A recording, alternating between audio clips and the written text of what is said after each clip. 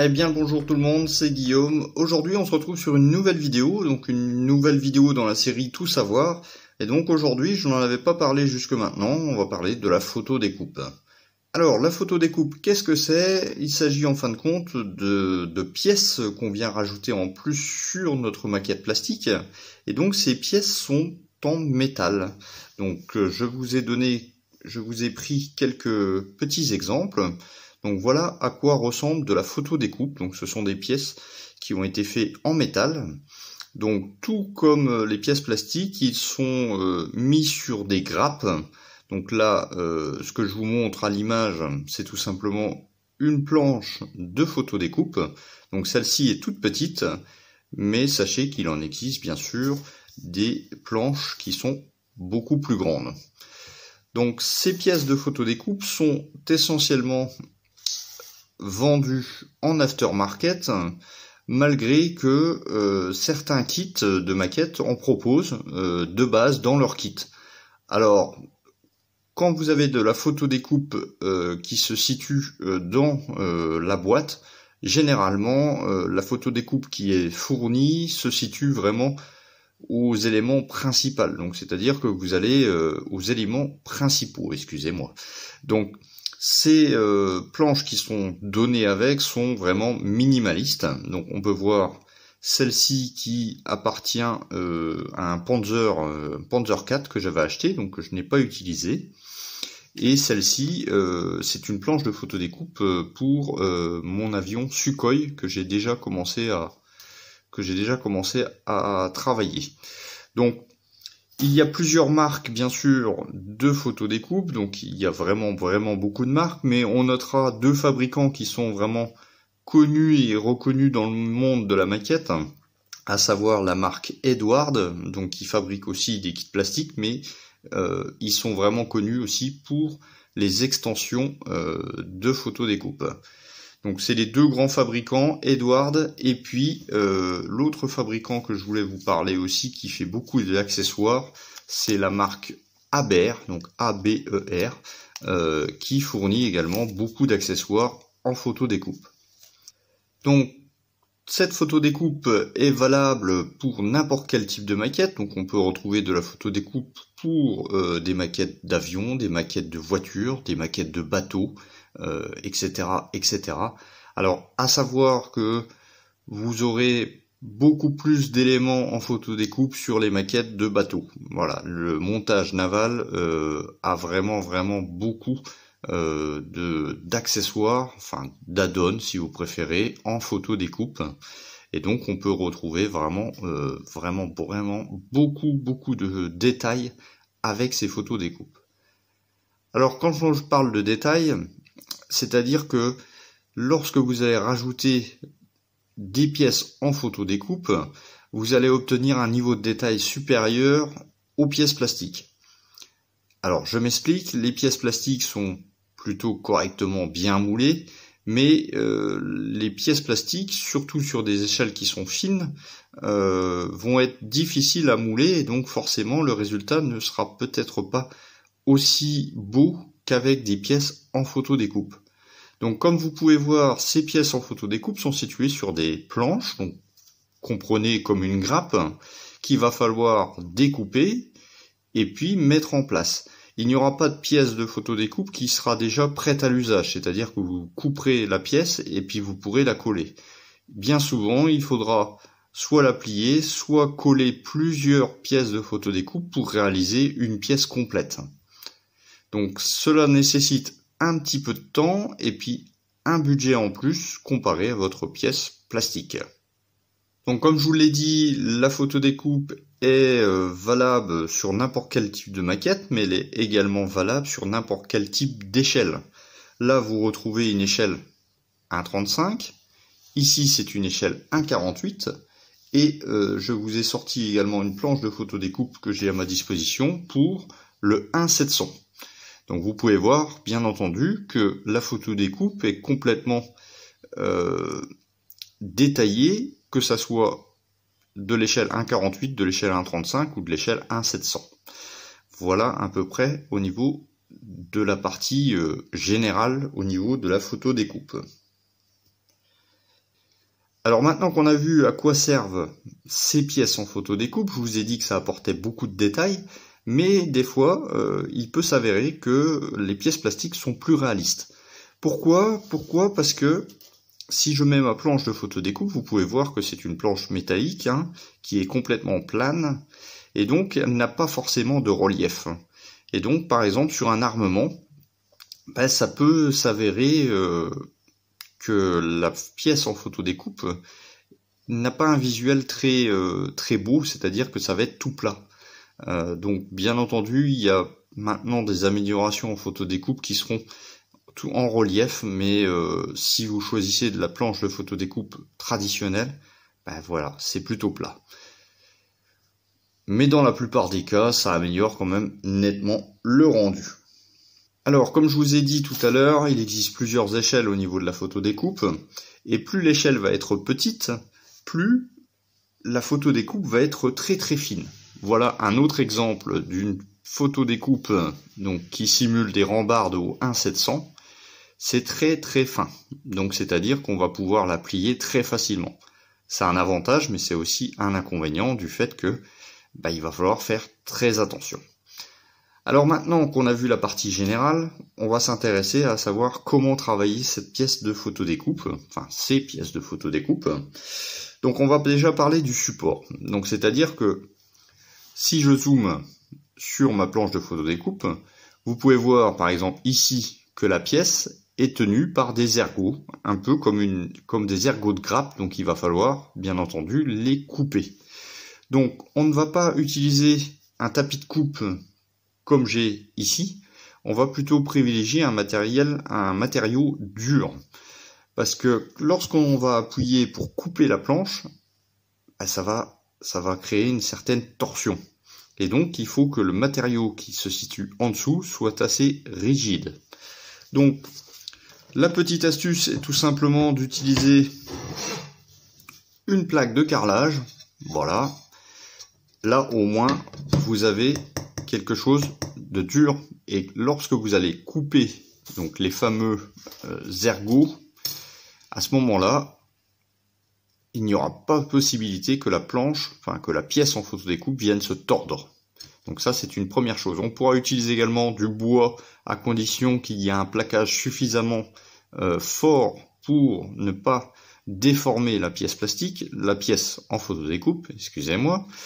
Donc à ce moment-là, il faudra quand même faire attention qu'à force de couper au niveau de la planche de bois, que ça ne fait pas des entailles au niveau du bois, et donc forcément que la photodécoupe vienne s'insérer à l'intérieur. Il faut vraiment un matériau dur, donc le carrelage c'est l'idéal, ou encore une petite partie de glace peut également faire l'affaire. Donc au niveau des outils, maintenant qu'on a vu qu'il nous fallait du carrelage ou simplement une plaque de verre, on va pouvoir utiliser, tout comme les pièces plastiques, une lame X-Alto. Donc on privilégiera une lame neuve pour vraiment avoir une coupe bien nette et précise. On aura également le besoin d'avoir une bonne pince, donc une pince avec un bec de bonne qualité, voilà. Donc plus c'est fin, mieux c'est. Donc il existe des pinces spéciales pour la photodécoupe, donc c'est que ils ne sont pas courbés, ils sont plutôt droites. Donc ça c'est une chose importante. Vous retrouverez également dans les commerces des plieuses à photodécoupe. Alors la plieuse à photodécoupe est un achat qui coûte quand même un peu cher, mais qui peut s'avérer vraiment utile lorsque vous faites vraiment beaucoup de photodécoupe. Donc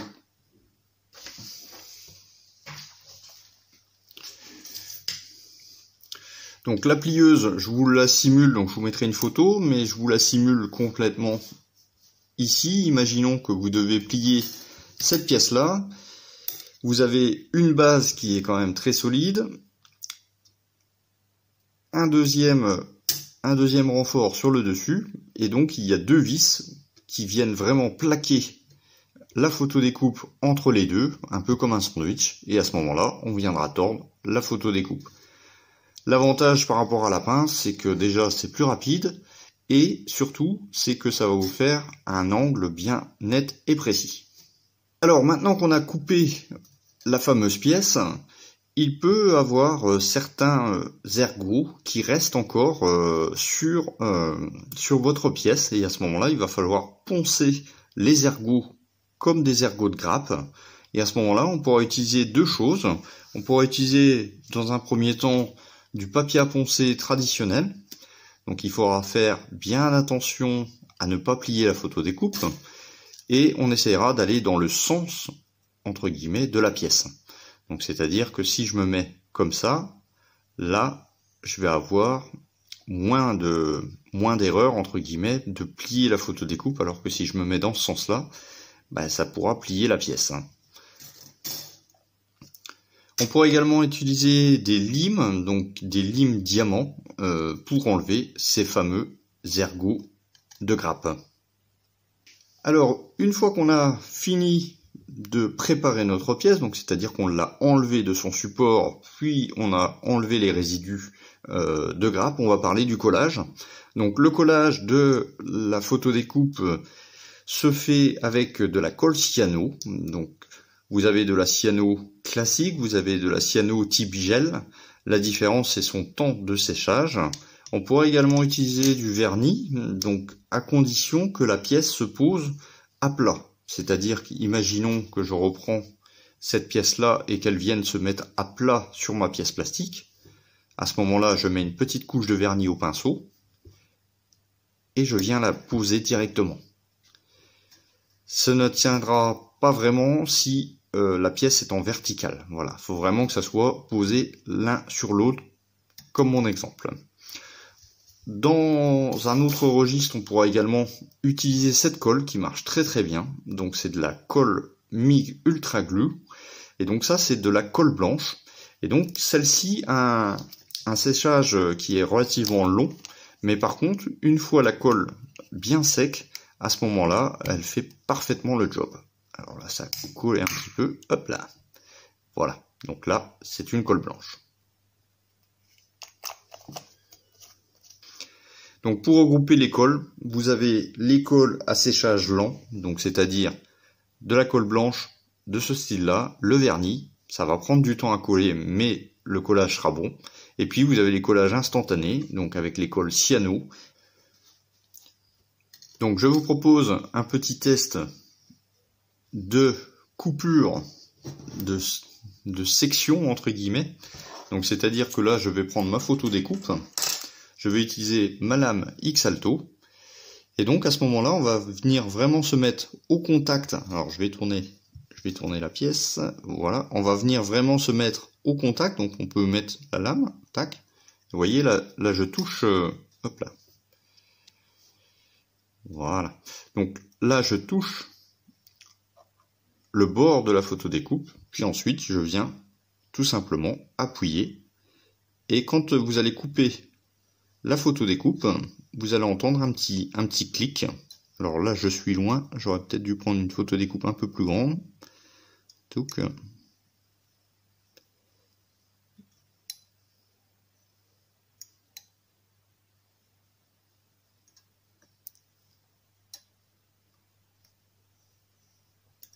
voilà. Donc, ma photo découpe a été coupée. Hop là. Voilà. Donc vous pouvez voir que ma section maintenant est bien propre. Un petit coup de ponçage et je pourrai utiliser le reste de la photo découpe. Donc maintenant qu'on a coupé, qu'on a collé, il y a peut-être aussi des pièces qui vont nécessiter du pliage. Donc pour le pliage, vous avez certaines photos découpes où c'est que vous allez pouvoir voir là qu'il y a déjà des petites lignes, donc la photo découpe est déjà rainurée, et donc ça va permettre de plier plus facilement. Donc faites attention, il y a bien un sens, donc c'est-à-dire que si vous pliez de l'autre côté, vous risquez de tordre ou de casser même la photo découpe. Donc faites bien attention, il y a un sens de pliage. Donc pour le pliage, comme je vous l'ai indiqué, il suffira tout simplement de bloquer la partie par exemple centrale, de venir bien prendre la pièce ici et de plier la photo découpe. À partir de ce moment-là, vous pourrez coller votre pièce. Pour les pièces qui sont en arrondi, donc c'est-à-dire que, imaginons que ces rambardes doivent suivre une courbe, un peu comme ça, à ce moment-là, on pourra utiliser quelque chose d'assez simple. Donc c'est-à-dire qu'on pourra utiliser du métal en forme cylindrique. Donc moi souvent je me sers par exemple de forêt. Donc vous prenez un forêt ou tout simplement quelque chose d'assez, là encore d'assez dur. Hein. Alors hop, voilà. Vous prenez votre forêt. Donc il faudra bien entendu prendre le forêt à la bonne dimension, ou encore vous pourrez utiliser par exemple un pic de pince si vous avez besoin de quelque chose de plus gros. On pourra utiliser également un cure-dent, quelque chose quand même qui n'est pas avec un bois tendre. Il faut vraiment que ça soit métallique pour avoir un bon résultat. Donc imaginons que je veux faire un rond de cette dimension-là. Je viendrai tout simplement mettre ma tige métallique sur la photo découpe, je viendrai appuyer et je viendrai rouler sur la photo découpe. À partir de ce moment-là, vous aurez la photo découpe qui va se tordre et qui va suivre tout simplement le rond de votre support. Donc maintenant qu'on a parlé qu'est-ce que c'est qu'au niveau de la photo découpe, on a parlé comment la plier, comment la coller, il nous reste un élément important à savoir, c'est-à-dire la phase peinture.